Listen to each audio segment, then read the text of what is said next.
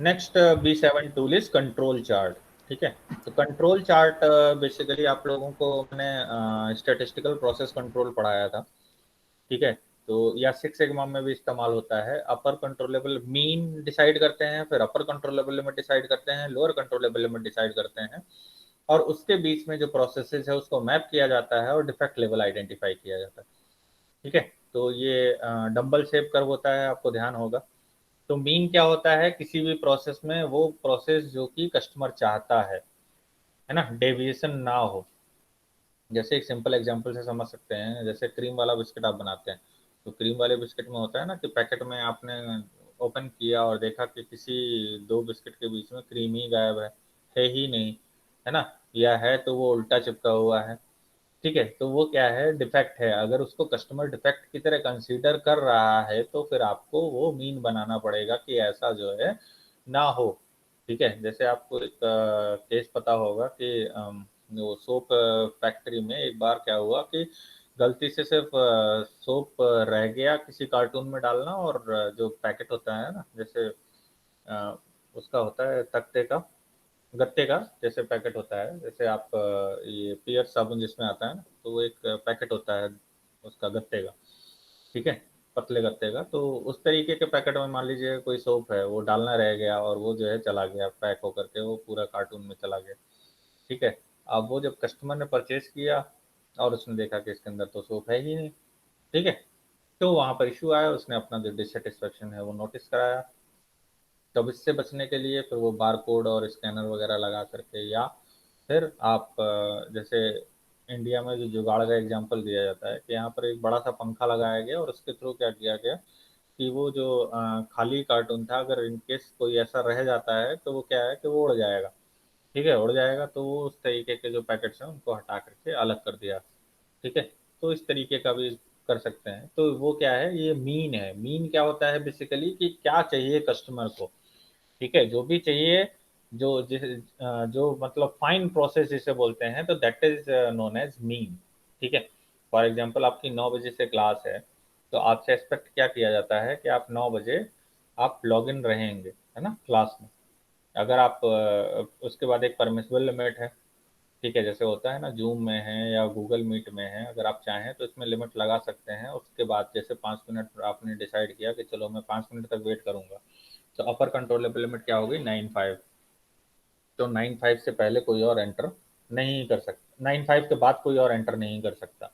ठीक है, तो उसके बाद जो भी स्टूडेंट एंटर करेंगे वो क्या हो गया, अपर कंट्रोलेबल लिमिट से बाहर है, मीन्स डिफेक्ट के एरिया में है।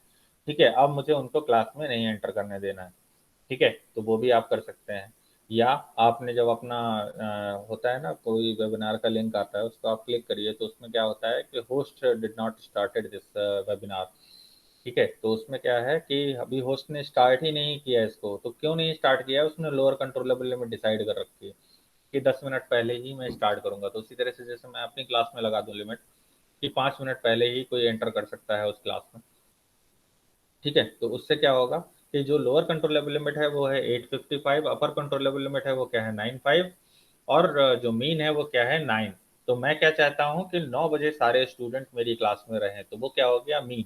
अपर कंट्रोलेबल लिमिट चलिए ठीक है, 5 मिनट का डिले हो सकता है, मे बी इंटरनेट कनेक्टिविटी का इशू हो या कोई और प्रॉब्लम हो, तो मैं 9:05 तक परमिट कर रहा हूँ। ठीक है, या बैकवर्ड अगर आप देखें तो 8:55 है ना, जो लोअर कंट्रोलेबल लिमिट है वो 8:55 मैंने क्यों सेट कर रखी है, कोई अगर प्रोएक्टिव है पहले से ही क्लास में आना चाहता है तो वो 8:55 के बाद 9 बजे तक इन बिटवीन मतलब कभी भी लॉग इन कर सकता है और आ सकता है, क्लास को ज्वाइन कर सकता है।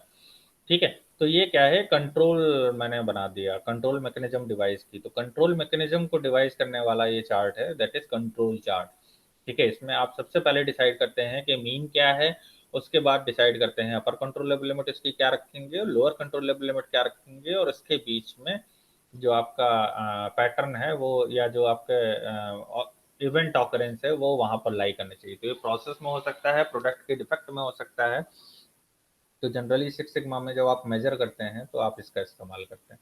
ठीक है, डिफेक्ट्स मेजर करते हैं ना कि अभी किस लेवल पर हम लाई कर रहे हैं, फिर इसके बाद हमें किस तरीके से इसे मीन के और अलोंग ले जाना है, मीन्स सिक्स सिग्मा लेवल तक पहुंचाना है। सिक्स सिग्मा क्या होता है, 3.4 डिफेक्ट पर मिलियन अपॉर्चुनिटी। ठीक है, 1 मिलियन में से सिर्फ 3.4 डिफेक्ट परमिसिबल हैं। ठीक है, तो 5 सिग्मा या 4 सिग्मा लेवल पर अगर लाई कर रही है तो उसको ऑप्टिमाइज करते हुए आपको 6 सिग्मा तक ले जाना है। सिग्मा क्या है? वो मीन, उस मीन पर आपको अपनी प्रोसेस पर रखना है, जो मीन जो आपने डिसाइड किया। ठीक है, तो the control chart is the graph used to study how a process changes over time. तो कंट्रोल चार्ट क्या है? एक ग्राफ है जिसमें आप स्टडी करते हैं कि प्रोसेस किस तरीके से टाइम के हिसाब से चेंज हो रही है। अगर वेरिएबिलिटी ज्यादा है इसका मतलब है कि डिफेक्ट है, और अगर वेरिएबिलिटी ज्यादा नहीं है इसका मतलब है कि वहां पर डिफेक्ट। अभी आपने एक वो मैंगलोर एयरपोर्ट का एग्जांपल सुना, सॉरी कोजी कोड का आपने एग्जांपल सुना होगा ना, कोड में जो रनवे से बाहर हो गया आपका एयरक्राफ्ट।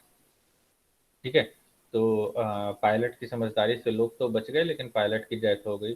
ठीक है, तो वो आप देखिए वो क्या केस है कि वो कंट्रोल के बियॉन्ड हो गया है ना, जो upper controllable limit, lower controllable limit और जो मीन डिसाइड किया गया था उसके बियॉन्ड चला गया। ठीक है, वहां पर उसकी लैंडिंग हो गई, इस वजह से वहां पर क्या हुआ, डिफेक्ट आ गया, और उसका इम्पैक्ट आप देखिए किस लेवल तक जो है।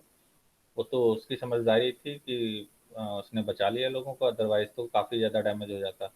ठीक है, 12 के करीब लोग शायद इंजर्ड हुए थे उसमें। ठीक है, तो the control chart is the graph use to study how the process changes over time. Data are plotted in the time order. Data को किस तरीके से प्लॉट करते हैं? टाइम ऑर्डर पर प्लॉट करते हैं। Control chart always has a central line for the average, means mean.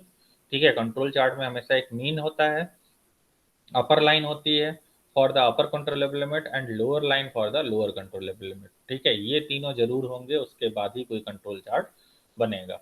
Control chart is also called the Shewhart chart. ठीक है, स्यूहार्ट का स्टेटिस्टिकल प्रोसेस कंट्रोल में काफी ज्यादा कंट्रीब्यूशन रहा है, और स्यूहार्ट ने ही इसे डेवलप किया था, तो स्यूहार्ट चार्ट भी बोलते हैं। Named after Walter A Shewhart, is basically a statistical chart which helps in determining if the industrial process is within control and capable to meet the customer defined specification limit। ठीक है, अब ये जो specification limit है जो mean decide होगा, ये किसके द्वारा होगा? कस्टमर के द्वारा। कस्टमर जो चाहता है वो उस प्रोसेस में होना चाहिए। जैसे फोन के लिए कस्टमर का क्या रहता है कि फोन में वो वाला लूंगा जिसमें स्टोरेज ज्यादा हो, जिसमें कैमरा ज्यादा हो। ठीक है, तो आप जो स्पेसिफिकेशन लिमिट डिसाइड करोगे या जो मीन डिसाइड करोगे उसमें क्या रखोगे कि मुझे प्राइस कम रखनी है। ठीक है, कैमरा ज्यादा से ज्यादा स्पेसिफिकेशन का देना है। जो आजकल रियलमी, एमआई, माइक्रोमैक्स जो ये फ़ोन आते हैं, इनका क्या रहता है कि हम ज़्यादा से ज़्यादा मास को टारगेट कर सकें, है ना। हर कोई एप्पल तो नहीं है ना कि नहीं मुझे जो है सिर्फ निश कस्टमर को ही टारगेट करना है और उनके हिसाब से प्रोडक्ट बनाना है। ठीक है, तो ये जो अपनी स्पेसिफिकेशन रखते हैं किसके हिसाब से रखेंगे? कस्टमर के हिसाब से। ठीक है, तो दैट जो मीन डिसाइड होगा वो किसके हिसाब से डिसाइड होगा? कस्टमर स्पेसिफिक होगा। ठीक है, और उसमें जो कंट्रोलेबल लिमिट होगी वो भी कस्टमर के अकॉर्डिंग होगी कि कस्टमर कितना टॉलरेट कर सकता है।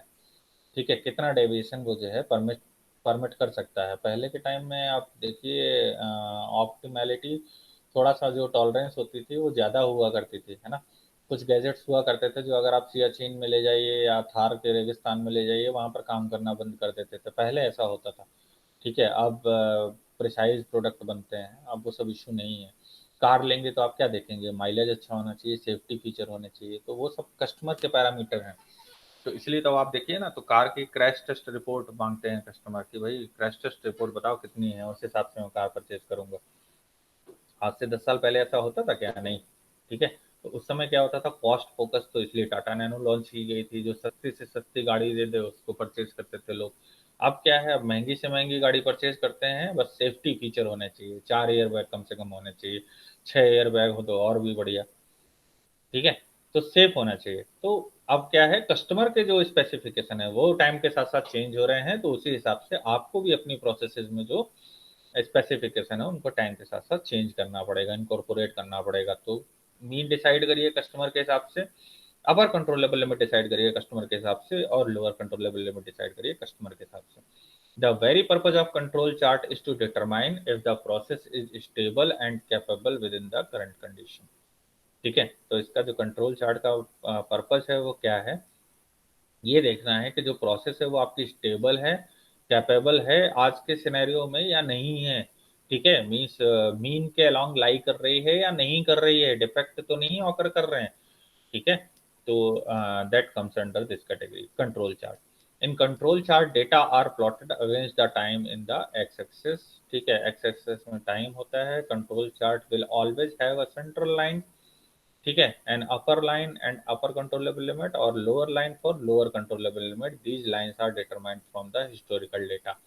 पास्ट डेटा के हिसाब से आप क्या करेंगे, अपर और लोअर कंट्रोलेबल लिमिट डिसाइड करेंगे, ठीक है। आपको अपनी कैपेबिलिटी पता है ना कि मैं क्या कर सकता हूँ, है ना, तो उस हिसाब से आप अपर कंट्रोलेबल लिमिट और लोअर कंट्रोलेबल लिमिट डिसाइड करेंगे। कस्टमर के हिसाब से मीन डिसाइड करेंगे और उस मीन के अलोंग रहने की कोशिश करेंगे, उस मीन के अलोंग स्टेबल रहने की कोशिश करेंगे, ठीक है। जैसे मैंने अभी आपको एग्जांपल दिया था पिछले उसमें कि मैक डोनाल्ड या जो डोमिनोज हैं, ये जितना भी जैसे अगर सेम पिज़्ज़ा बना रहे हैं, है ना, तो जो पिज़्ज़ा आज आपने कंज्यूम किया है वो 1 साल बाद भी कंज्यूम करेंगे तो सिमिलर टेस्ट पाएंगे, ठीक है। क्यों पाएंगे? क्योंकि वो सारा जो प्रोसेस है वो ऑटोमेटेड है, फुल्ली ऑटोमेटेड, है ना। जो क्रीम पोर होगी उसको कितने मिलीग्राम या कितने ग्राम जो है वो क्रीम पोर होगी वो पता है।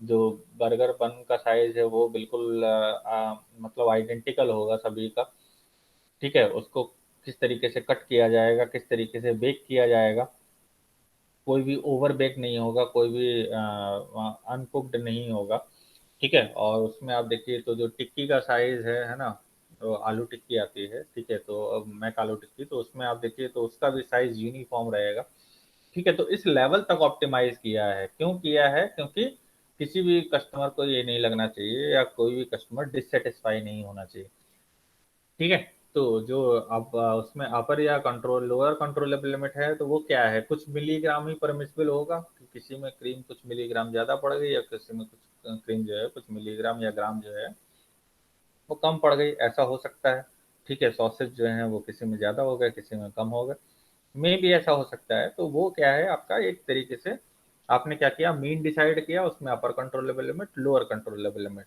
ठीक है। तो that comes under this category. तो कंट्रोल चार्ट, तो कंट्रोल चार्ट इसलिए है क्योंकि ये कंट्रोल करने के लिए बना है कि अगर कोई डिफेक्ट हो गया, अगर कोई डेविएशन हो गया, ठीक है, आप किसी 4 स्टार या 5 स्टार होटल में जाइए, ठीक है, और वहाँ पर आप जब उनको नाश्ता बनाते हुए देखिए ना, जब वो कुक करते हैं, जैसे आपको टोस्ट चाहिए, है ना, टोस्ट भी बिल्कुल परफेक्ट होना चाहिए। आप देखिए तो कभी आपको देखने का मौका मिले तो देखिएगा कि वो टोस्ट जैसे ज़्यादा कुक्ड हो गए, ठीक है, तो वो उनको उठा करके फेंक देते हैं, ठीक है, उसको कंज्यूम नहीं करते हैं। क्यों? क्योंकि कस्टमर डिससेटिस्फाई नहीं होना चाहिए, ठीक है। तो वो क्या है, कंट्रोल चार्ट, वो कंट्रोल चार्ट की लिमिट से बियॉन्ड चला गया, बर्न हो गया, ओवर कुक हो गया, ठीक है। तो वो क्या है, अब वो कस्टमर को नहीं दिया जा सकता है, ठीक है। तो क्यों? क्योंकि कस्टमर की जो स्पेसिफिकेशन लिमिट है जो, और हमारी जो टॉलरेंस लिमिट है उसके वो बियॉन्ड चला गया, ठीक है। तो that comes under this category. तो कंट्रोल चार्ट में क्या करते हैं, प्रोसेसेस सब प्रोसेसेस में ब्रेक करके और हर एक सब प्रोसेसेस के लिए भी आप कंट्रोल चार्ट डिवाइस करते हैं और उसका इस्तेमाल करते हैं। अब देखिए आगे बढ़ते हैं। By comparing the current data to these lines, experts can draw conclusions about whether the process variation is consistent in control, affected by common causes of variation, or is unpredictable, out of control, affected by special cause of variation, ठीक है। अब वो जो उन्होंने plot किया data, ठीक है, line के थ्रू करेंगे या डॉट के थ्रू करेंगे, ठीक है, तो उससे जो एक्सपर्ट्स होते हैं वो ये अंदाजा लगा सकते हैं या कंक्लूजन ड्रॉ कर सकते हैं कि जो प्रोसेस में वेरिएशन आया है, ठीक है, वो कंसिस्टेंट है, मीन्स प्रोसेस में जो है वो स्टेबल है, कंट्रोल में है या नहीं है। अगर नहीं है तो क्या रीजन है, मीन्स अनप्रडिक्टेबल है, क्योंकि मैंने आपको बताया था कि there are two types of causes जिसकी वजह से प्रोसेसेस में इम्पैक्ट आ सकता है, natural causes and assignable causes. Natural causes क्या होते हैं, ऐसे इवेंट जो पहले कभी हुए ही नहीं, एक्सीडेंट हैं, ऑकर कर गए, अनप्रिडिक्टेबल हैं, आपके कंट्रोल के बियॉन्ड है, ठीक है। जैसे ये पेंडेमिक आया और पेंडेमिक ने आकर के इकोनॉमी बर्बाद कर दी, ठीक है, जो हमारी जीडीपी ग्रोथ रेट चल रही थी बहुत अच्छे से, ठीक है, वो एकदम से स्लो क्या अब निगेटिव में जा रही है ना। तो वो क्या है, अनप्रिडिक्टेबल है। क्यों है? इसको प्रिडिक्ट नहीं कर पाए हम, ठीक है, ऐसा कभी कोई इवेंट हुआ ही नहीं, आउट ऑफ कंट्रोल है, ठीक है। और असाइनेबल क्या होता है, जैसे वर्कर सही से काम नहीं कर रहा है, मशीनरी है वो खराब हो जा रही है, ब्रेकडाउन हो रहा है, ठीक है। तो वो असाइनेबल कॉजेज हैं जो कॉमन कॉज ऑफ वेरिएशन है, जिनको आप कंट्रोल कर सकते हैं। ठीक है, तो कंट्रोल चार्ट के थ्रू आप जो है इसको आइडेंटिफाई कर सकते हैं, जो एक्सपर्ट्स हैं वो आइडेंटिफाई कर सकते हैं कि जो वेरिएशन हो रहा है या जो डिफेक्ट हो रहा है वो किस वजह से ऑकर कर रहा है। वो अनकंट्रोलेबल कॉज है, मीन्स जो आपका अनकंट्रोलेबल कॉज है, या नेचुरल कॉज जिसे बोलते हैं, या असाइनेबल कॉज है जिसे कंट्रोलेबल कॉज बोलते हैं। ठीक है, उसकी वजह से ऑकर कर रहा है। अगर कंट्रोलेबल है, कंट्रोल किया जा सकता है, तो कौन कौन सी मैकेनिज्म हमें डिवाइस करनी होगी जिससे हम इसे कंट्रोल कर सकते हैं। और नेचुरल कॉज है तो अब फर्दर जब इस तरीके का कोई कॉज ऑकर करे, तब हम क्या क्या प्रिकॉशन लेकर के चलेंगे, तो उसके रिगार्डिंग काम करते हैं। तो it helps in differentiating common causes from special cause of variation. ठीक है, कॉमन कॉज से लेकर के स्पेशल कॉज ऑफ वेरिएशन, इनको आइडेंटिफाई करना और इनको रेक्टिफाई करने के लिए स्ट्रैटेजी बनाने के लिए इस कंट्रोल चार्ट का इस्तेमाल होता है। ठीक है, मोस्ट वाइडली इसे हम सिक्स सिग्मा में इस्तेमाल करते हैं, और भी जगहों पर इस्तेमाल कर सकते हैं। Control charts are very popular and vastly used in quality control techniques. Six sigma control page and also plays an important role in defining process capability and variations in production. ठीक है, जैसा अभी मैंने बताया था कि क्वालिटी कंट्रोल टेक्निक्स पर six sigma में कंट्रोल पेज में आप इस्तेमाल कर सकते हैं, और भी जगहों पर आप इस्तेमाल कर सकते हैं जहाँ पर आपको प्रोसेस कैपेबिलिटी को डिफाइन करने की और उसमें जो वेरिएशंस हैं उनको नोट डाउन करने की जरूरत पड़े। ठीक है, this tool also helps in identifying how well any manufacturing process is in line with respect to the customer's expectation। और ये इसके लिए भी इस्तेमाल होता है कि जो हमारी मैन्युफैक्चरिंग प्रोसेस है वो कस्टमर की एक्सपेक्टेशन को किस लेवल तक मीट कर पा रही हैं। कस्टमर की जो एक्सपेक्टेशन है, कस्टमर की जो नीड है, वांट्स हैं, डिजायर है, डिमांड है, उसको हम किस लेवल तक जो है फुलफिल कर पा रहे हैं। क्या हमारी मैन्युफैक्चरिंग प्रोसेस उसको फुलफिल कर पा रही है, नहीं कर पा रही है, क्यों नहीं कर पा रही है, उसके पीछे के कॉजेज भी आप इसके थ्रू आइडेंटिफाई कर सकते हैं। Control chart helps in predicting process performance. Generally ये प्रोसेस के लिए इस्तेमाल किया जाता है। Understand the various production patterns, और बहुत सारे जो प्रोडक्शन पैटर्न्स हैं, जैसे मान लीजिए आज की कैपेसिटी, ठीक है, कल की कैपेसिटी, कैपेसिटी में वेरिएशन क्यों आ रहा है, वो भी आप यहाँ पर नोटिस कर सकते हैं। प्रोडक्शन की जो रेट है वो क्या हो रहा है, कितने प्रोडक्ट प्रोड्यूस हो रहे हैं, वो सब आप नोट डाउन कर सकते हैं। Study how the process changes, और किस तरीके से जब प्रोसेस चेंज होती है या शिफ्ट होती है from normal specified control limit over a period of time, तो उसके पीछे के क्या क्या कॉजेज हैं वो आप आइडेंटिफाई कर सकते हैं और उनको एलिमिनेट कर सकते हैं। ठीक है, इज इट क्लियर? तो ये देखिए एक डायग्राम है जिसमें कि आप देख पा रहे हैं, ये मीन है, प्रोसेस एवरेज, प्रोसेस एवरेज लिखा हुआ है ना मिडिल लाइन, तो ये क्या है, मीन। ठीक है, जो कस्टमर चाहता है, ठीक है, जो कस्टमर की एक्सपेक्टेशन है, मीन्स आपको अपनी प्रोसेस को यहाँ पर रखना है। ठीक है, अपर कंट्रोलेबल लिमिट क्या है, जो मतलब एक तरीके से कह सकते हैं ना टॉलरेंस लिमिट, कितना टॉलरेट कर सकता है। जैसे मैंने बताया ना, क्रीम पोर हो रही है तो अगर कुछ ग्राम ज़्यादा भी होगी तो कस्टमर को बहुत ज़्यादा फर्क नहीं पड़ता, या कुछ ग्राम कम हो गई तो भी कस्टमर को बहुत ज़्यादा फर्क नहीं पड़ता। क्यों? क्योंकि वो उसको इजिली आइडेंटिफाई नहीं कर पाएगा। ठीक है, तो वो अपर कंट्रोलेबल लिमिट या लोअर कंट्रोलेबल लिमिट डिसाइड करना। ठीक है, अब उसके बीच में आप क्या करेंगे, ये वेरिएशंस देखेंगे। ठीक है, अब मशीन है तो उसमें तो ग्राम ग्राम का भी आपको जो है पता चल जाएगा कि भाई इस पर्टिकुलर प्रोडक्ट में इतने ग्राम जो है क्रीम पोर हुई थी, अगले में इतनी हुई थी। फिर इस तरीके से आपने जो है उसका पैटर्न निकाल लिया। फिर वो वेरिएशन क्यों आ रहा है, क्या रीजन है कि ये वेरिएशन आ रहे हैं, ठीक है, क्यों प्रोडक्ट यूनिफॉर्म नहीं बन रहा है, वो भी आप निकाल सकते हैं। ठीक है, और किसी एक पर्टिकुलर टाइम में जैसे किसी में ज़्यादा ही क्रीम पोर होगी, ठीक है, जो हमारी लोअर कंट्रोलेबल या कम बिल्कुल है ही नहीं उसमें, ठीक है, लोअर कंट्रोलेबल लिमिट के बियॉन्ड चली गई। ठीक है, मिनिमम इतनी क्रीम तो होनी चाहिए थी और उससे कम बहुत ही थोड़ी सी, ठीक है, गई, या बहुत ज़्यादा अपर कंट्रोलेबल लिमिट के बियॉन्ड। तो ये क्या है, डिफेक्ट है, आउट ऑफ कंट्रोल पॉइंट। ऐसा क्यों हुआ, क्या रीजंस थे, वो आइडेंटिफाई करेंगे, उसको रेक्टिफाई करेंगे ताकि दोबारा ऐसा इंसिडेंट ना हो। ठीक है, इसी तरीके से कोई भी प्रोसेसेस को आप क्या करेंगे, प्रोसेस को सब प्रोसेसेस में, एक्टिविटीज में ब्रेक करके, उसके बाद उसके लिए मेन डिसाइड करके अपर कंट्रोलेबल लिमिट और लोअर कंट्रोलेबल लिमिट डिसाइड करेंगे, और उसके बाद उसको मैप करेंगे, उसके पैटर्न को देखेंगे। अगर वो पैटर्न मीन के अलोंग है, इसका मतलब है कि आपकी प्रोसेस स्टेबल है। अगर मीन से डेविएट हो रहा है, बिल्कुल ही बाउंड्री पर जा रहा है, कभी अपर पे चला जाता है, कभी लोअर पे चला जाता है, इसका मतलब है कि वो डेविएशन हैं असाइनेबल कॉजेस की वजह से, उनको आपको रेक्टिफाई करना है। और अगर इसके भी बियॉन्ड चला जा रहा है तो वो कुछ अनकंडीशनल या कुछ ऐसे कॉजेज हो सकते हैं कंट्रोल पॉइंट जिनको आपको आइडेंटिफाई करने की जरूरत है। ठीक है, वो नेचुरल भी हो सकता है, असाइनेबल भी हो सकता है, और उनको रेक्टिफाई करने की जरूरत है जिससे कि आप कस्टमर को डिजायर्ड प्रोडक्ट दे पाए उसकी एक्सपेक्टेशन के हिसाब से। Is it clear? कोई डाउट है यहाँ पर? आप देखिए जो एक्स एक्सेस होता है ये टाइम को रिप्रेजेंट करता है, और टाइम के साथ साथ इसमें आप mean, upper controllable limit, lower controllable limit decide करते हैं, और नॉर्मल वेरिएशन के टाइम में जो कॉमन कॉजेज हैं वो देख पा रहे हैं आप, उसकी वजह से वेरिएशन हो रहा है, ये मेजरमेंट है। और कभी कभी जैसे प्रोसेस अपर कंट्रोलेबल लिमिट या लोअर कंट्रोलेबल लिमिट के बियॉन्ड चली जाए, इसका मतलब क्या है? डिफेक्ट है। ठीक है, या मीन के अलोंग ना मूव कर रही हो तो भी डिफेक्ट है।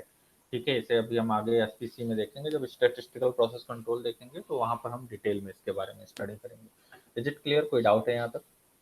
कोई क्वेरी है आपकी जो आप पूछना चाहते हैं मुझसे? No sir. Thank you.